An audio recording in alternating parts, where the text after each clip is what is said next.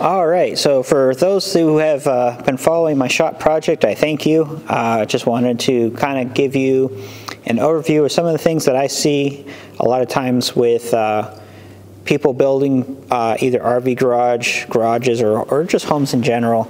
I've been in construction for about 20 years now, and there's a lot of little things that sometimes people don't think about until you get to the very end and you go, oh crap, I should have put in something like that. So I just wanted to give you a few of the things that I've done on this shop and plan to do to kind of future-proof my setup, so that hopefully anybody in the future can look at this and when they're designing their shed, home, garage, or whatever, to kind of catch the little things that you may not have thought about in the long term. So one of the first things, I do a lot of welding and or anything that needs high amperage in order to do charging, that type of thing. So I ran 6.3 for a 50 amp outlet. I did multiple of these throughout. So I did one over here. I did one on the other side of the wall, because this is a 40 foot in between. And then in the small garage area, I put another one over there. That's going to be for welding, that's going to be for a car lift, that's going to be for any of that type of thing. If it is a car lift, you can get away with a smaller gauge wire, because there's less amperage. Check your manufacturer of the lift to see what is necessary in order to operate that.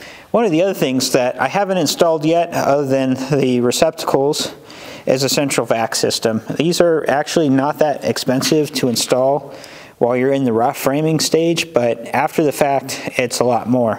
And the nice thing about this is you can get up to a 50-foot hose and be able to clean up either your vehicles, equipment, sawdust, whatever, and have a central vac system to be able to do that. So I've got basically 4 outlets, one here, one that's going to go over on the far wall up here, and then one downstairs here, as well as one upstairs here. Basically just giving me enough room that I don't need to have a vacuum. It's all nicely hidden in the wall and just makes things a little bit easier. When it came to insulation, I went with rock wool. This is good for sound deadening, bugs, fire, and a bunch of other stuff. Here in Arizona, it's a lot harder to get than your standard insulation. I ended up actually going all the way out to LA to be able to get this, which was about a 16-hour drive round trip for me. So I definitely wanted to have this product in here. Not a sponsor or anything like that, but I've used it before on high efficiency homes, and it's worked out pretty well. You'll also notice that I've got a loop of wire right here, so I'm going to actually have a low voltage panel here. So all my data, my security cameras, any TV, internet connections, hotspots, any of that type of stuff will all be routed in this general area. And I made sure to run power for that as well. That's on its own dedicated circuit. And then also a dedicated ground. So over here on my power panel, I've got a ground block that attaches to the main ground. And then I've got number 10 ground wire that will go into here for any of the satellite equipment, as well as going up on top of the roof. There will be a chase that's going to be going from this low voltage panel up on the roof. So any data cables, Ethernet, coax, and so forth that I need to run anything satellite, whether that be for internet, whether that be for any cellular connections, data transfer, I've got available. So like right now, I'm having to use a Ubiquiti dish to be able to transmit between this structure and another structure for internet, just because the distances are too long to try to connect up another way. I tried to get the internet company to set up a modem, and they said that they would not do a line extension out here. So that was our solution to deal with that, and it's been working good for about 6 years now. Some of the other things to think about is your garage door. So I went with fully insulated garage doors, did the install myself with the help of a buddy of mine. It does help having an extra person, but it can be done by yourself. I need to clean up the wires a little bit, but I ended up going with jack shaft openers here with the high lift. So it's got a 30-inch extension on here. And because of that extension, the only opener you're able to use are jack shaft openers. And even if I didn't do the high lift, I would recommend the jack shaft openers. They're just way easier to install. They're quiet. You can also see there's a deadbolt mechanism there that also prevents the door from being lifted up. And they also have remote lights. So the deadbolts are technically supposed to go down over here, but I wanted to get them up and out of the way where they couldn't be messed with, and ended up installing them there. But they can be installed anywhere along the track as long as you're about 3 inches above any one of the rollers. You can go ahead and put that in. The other thing I ended up doing is pre-wiring through the walls the low voltage for all the sensors so I could hide those all away.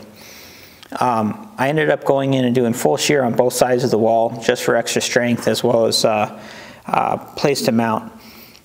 Also, all my trim boards, I ended up going with comb board.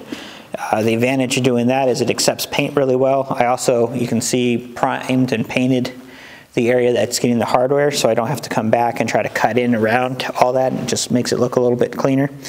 The sensors themselves did not want to fit on the commercial size track, so I ended up putting extension blocks on there for all the door sensors. The controls themselves, though, I decided I was going to mount directly below the opener, one for convenience, and two because they make wireless remotes that I've got over here. So I have the option from both ends of the shop to be able to open and close my door. So if I'm wanting to walk out, I can walk directly up to the door and open the door or close it. And if I'm just coming into the shop and I want to open up so I can get in the truck or tractor and get out, I don't have to come all the way back here. I can actually open it from the access door. You can also see I've got some windows for lights, which actually work quite well during the day. I get quite a bit of light in here, and I've been really happy with that.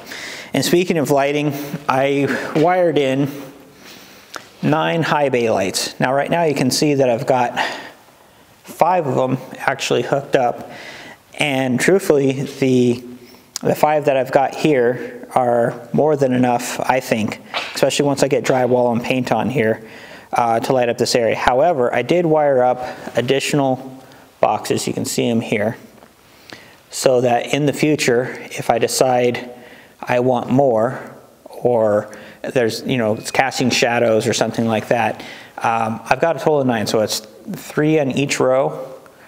So 1 right there, 1 right there, 1 right there, and then right here in the middle, and so forth. So I can have a total of 9. But I think I'll probably stick with the 5 at least for right now. It seems to be more than sufficient enough. The other thing I added, I don't have air conditioning in here. It may be something I do in the future, but I added 4 fan boxes up here as well. So you can see those round boxes. And that way I can put some large fans in here. So in that time that it is hot, I can at least have some moving air in here when I'm working on equipment, cleaning up, or whatever. In the smaller shop, I did the same thing. So in here, this is going to be primarily a workshop area, and I've got 4 lights that were pre-wired in here, and where the fan box is, just 1 fan, I ended up installing the light just as a temporary, and that, as you can see, is quite efficient, just one of those high bay lights. And this is just a cheap one that I got at Home Depot for $100. They've got some that are a couple $100, a little bit more expensive, a little bit brighter, but best bang for the buck has been these 2-foot LED lights. So I've been happy with those. It'll be interesting to see in the small space when I get 4 of them up here, though, how well that lights up this area, and if that's going to be overkill or not. Something to keep in mind too with either the high output floodlights or the high output bay lights, there is 2 wires that are for an adjustment for how bright you want them. and they make a special type of either 12-2 or 14-2, and with the high output I would recommend the 12-2, where you have 2 communication low volt wires to be able to run a dimmer. And I did not do that because I don't intend to dim these lights at all, but that's something else to keep in mind too, that if you are running high bay lights for floodlights, they make 12-2 with a communication wire to run a 12 volt dimmer, so you can adjust it. So you could, if in theory, if you wanted to install 9 of these lights and you found it was too bright, you could go in and control that with the dimmer. I didn't want to do it, one, because I don't think I'm going to really be using a dimmer all that much, and 2, the cost of the wire was a lot more than standard because it's not an in-store item. You have to special order that. So I just decided not to do that. And quite frankly, anytime I've had dimmers on any of my lights, with the exception of the master bedroom, I typically don't use it. It is nice in the master to have dimmers, and I actually have 2 zones of can lights, one in the back, one in the front, so that if you're watching TV, you can turn off the lights that are next to the TV, but you can still read in the back or work on other things without getting that glare or interrupting another person that you're with. So that was something that's kind of nice to think about in the future. The other thing too is you can never have too many outlets. In here, I've got it every 6 foot or so. By code, you basically just need to have 1 outlet for every garage door that you have, or for every car space as a minimum, and I definitely added a lot more than that. You can never have too many. Something else with my panel, I like the plug-on neutral QO panels, and I've got the newer style breaker. They're a plug-on neutral. These are actually smaller than the stock ones that you get at Home Depot. They have a little flag. You can see the little red flags on there so that when the breaker trips, it tells you which one. But the other nice thing is when you reset it, it actually has a flashing LED that will indicate why it tripped, whether it was an arc fault, ground fault, overload, or anything like that. And you would just look at the information that came with the breaker to tell how many flashes equals what. And you can also see how many 50 amp, 30 amp, and 40 amp circuits I also have run in here for some of the things I had talked about before. I did go ahead and pre-wire this so that I have power for future air conditioning, at least pre-run in the wall, so that when I do get to that point in the future, at least I don't have to run that electrical. And I'm planning on doing some mini splits just for ease, cost, and efficiency. Something else, you can see that there's that little box in the corner where it has a green light. That's actually a surge protector. So that's not going to protect you from high surges from a transformer blowing or something like that, but it will protect your electronics inside from surges from other equipment. So the advantage of this is anytime you turn on a power tool, you'll notice how your lights will flicker and do stuff like that. Well, that's creating a surge on your system, and that's what actually causes a lot of damage to things like TVs or sensitive electronics, is that surge from appliances that are high amperage.